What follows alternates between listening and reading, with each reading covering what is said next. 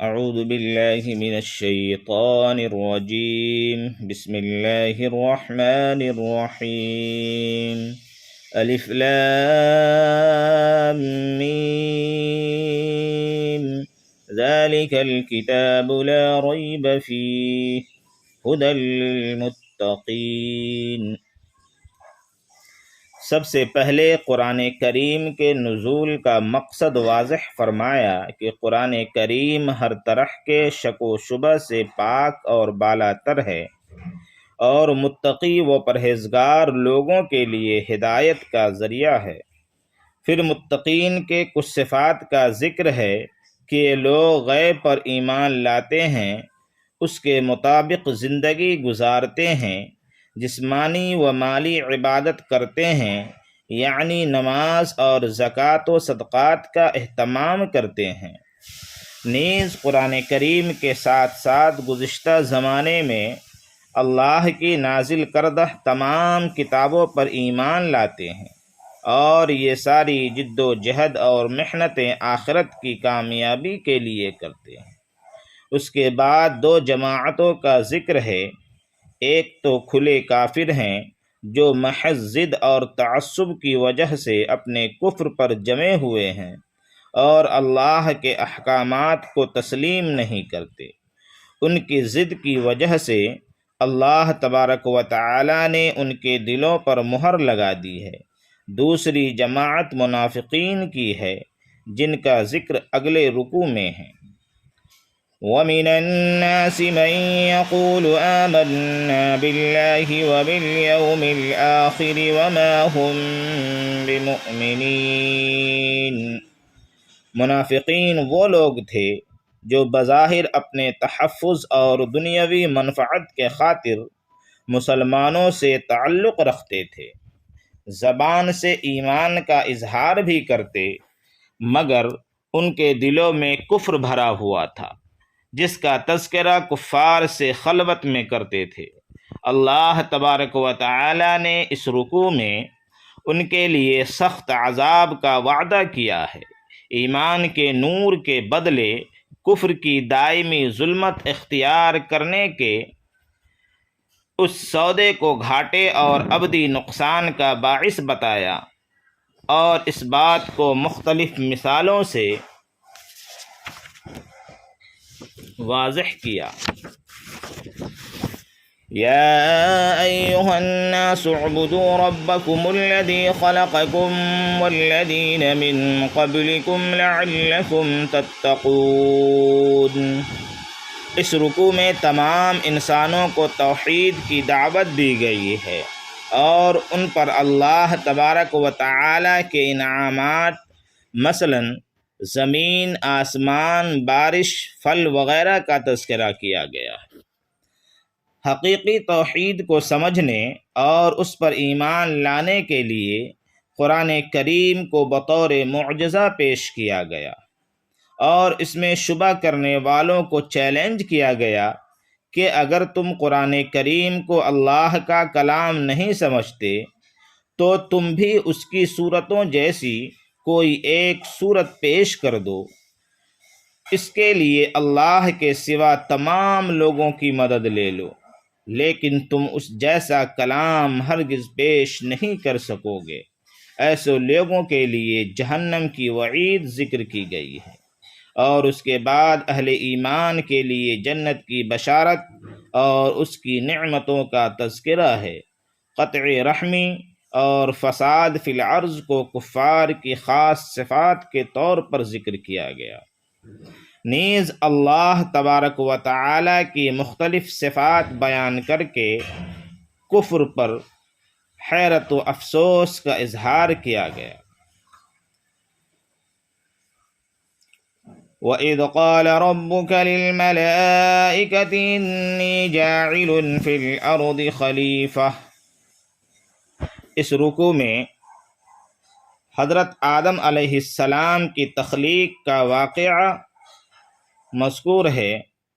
اللہ تعالی نے انہیں زمین پر اپنا خلیفہ اور نائب بنایا اور فرشتوں کو ان کے سامنے سجدہ ریز ہونے کا حکم دیا۔ ابلیس کے علاوہ تمام حاضرین نے اس حکم کو تسلیم کیا۔ ابلیس نے کبر کا مظاہرہ کیا اور قیامت تک انسانوں کا دشمن بن بیٹھا۔ سب سے پہلے اس نے حضرت آدم علی نبینا علیہ الصلاۃ والسلام اور حضرت حوا علیہم السلام کو بہکایا۔ ان سے چوک ہوئی کہ جس درخت کا پھل کھانے سے انہیں اللہ تبارک و تعالی نے منع کیا تھا، وہ شیطان کے بہکاوے میں آ کر اسے کھا بیٹھے۔ اللہ تعالی ناراض ہوئے تو دونوں نے توبہ و استغفار کی، جسے اللہ نے قبول فرما لیا، جس میں انسانوں کے لیے یہ تعلیم ہے کہ وہ احکام الہی پر پورا عمل کرے، شیطان کے بہکاوے میں نہ آئے، اور اگر کبھی کوئی غلطی ہو جائے تو اس پر اصرار نہ کرے، بلکہ اپنے جد امجد حضرت آدم علیہ السلام کی طرح توبہ کر لیں۔ جو لوگ اس طریقے پر زندگی گزاریں گے وہ کامیاب رہیں گے، اور جو سرکشی کریں گے وہ نامراد ہوں گے۔ ابلیس کا کفر محض عملی نافرمانی کا نتیجہ نہیں، کیونکہ کسی فرض کو عملاً ترک کر دینا اصول شریعت میں فسق و گناہ ہے، کفر نہیں۔ ابلیس کے کفر کا اصل سبب حکم ربانی سے معارضہ اور مقابلہ کرنا ہے کہ آپ نے جس کو سجدہ کرنے کا مجھے حکم دیا ہے وہ اس قابل نہیں کہ میں اس کو سجدہ کروں۔ یہ معارضہ بلا شبہ کفر ہے۔ بیوی کے لیے رہائش کا انتظام شوہر کے ذمے ہے۔ سکونت میں بیوی شوہر کے تابع ہے۔ جس مکان میں شوہر رہے اسی میں اس کو رہنا چاہیے۔ یا بنی اسرائیل اذکروا نعمتی التي انعمت علیکم واوفوا بعہدی اوف بعہدکم وإیای فارہبون۔ اس رکوع میں بنی اسرائیل یعنی یہودیوں سے خطاب کیا گیا۔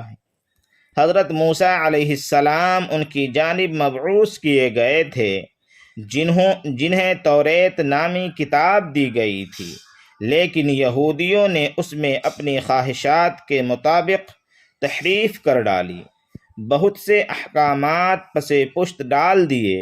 اس رکوع میں ان کے اصلی دین یعنی دین اسلام کی تعلیمات پر انہیں واپس آنے کی دعوت ہے، نیز نماز، زکوٰۃ، صبر وغیرہ جیسی عبادتوں کا بھی حکم ہے۔ یا بنی اسرائیل اذکروا نعمتی التي انعمت علیکم وانی فضلتکم علی العالمین۔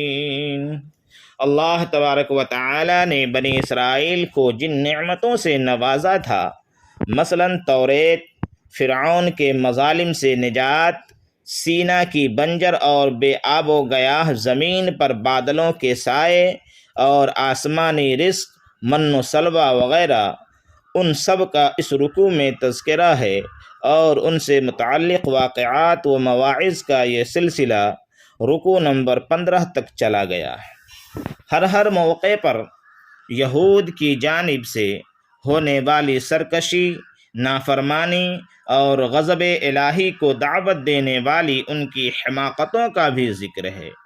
اس سے مسلمانوں کو سبق لینا چاہیے کہ وہ ہرگز ایسا عمل نہ کریں جو ماضی میں بنی اسرائیل نے کیا تھا، اور انبیاء کرام کو آزمائش میں مبتلا کر کے اللہ کے غضب اور لعنت کے مستحق بن بیٹھے تھے۔ وَإِذِ اسْتَسْقَىٰ مُوسَىٰ لِقَوْمِهِ فَقُلْنَا اضْرِب بِّعَصَاكَ الْحَجَرَ فَانفَجَرَتْ مِنْ اثْنَتَ عَشْرَةَ عَيْنًا۔ اللہ تبارک و تعالی نے بنی اسرائیل کے لیے پانی کا انتظام اس طرح فرمایا کہ حضرت موسیٰ علیہ السلام کو ایک چٹان پر اپنا عصا مارنے کا حکم دیا، جس کے نتیجے میں چٹان سے 12 چشمے جاری ہو گئے۔ آسمان سے نازل ہونے والا رزق، من و سلوہ، نہایت شیرین اور صاف ستھرا پانی، زندگی گزارنے کے لیے مزید کس چیز کی درکار تھی؟ لیکن بنی اسرائیل نے یہاں بھی ناشکری کا مظاہرہ کیا اور اس اعلیٰ اور جنتی رزق کے مقابلے میں دنیاوی ابتر چیزوں کا مطالبہ کیا۔ اس رکوع میں یہ بھی ذکر کیا گیا ہے کہ بنی اسرائیل نے اپنے سابقہ انبیاء کو قتل تک کر دیا تھا، جس وجہ سے ان پر ذلت طاری ہو گئی تھی۔ ان الذين آمنوا والذين هادوا والنصارى والصابئين من آمن بالله واليوم الآخر وعمل صالحا فلهم أجرهم عند ربهم۔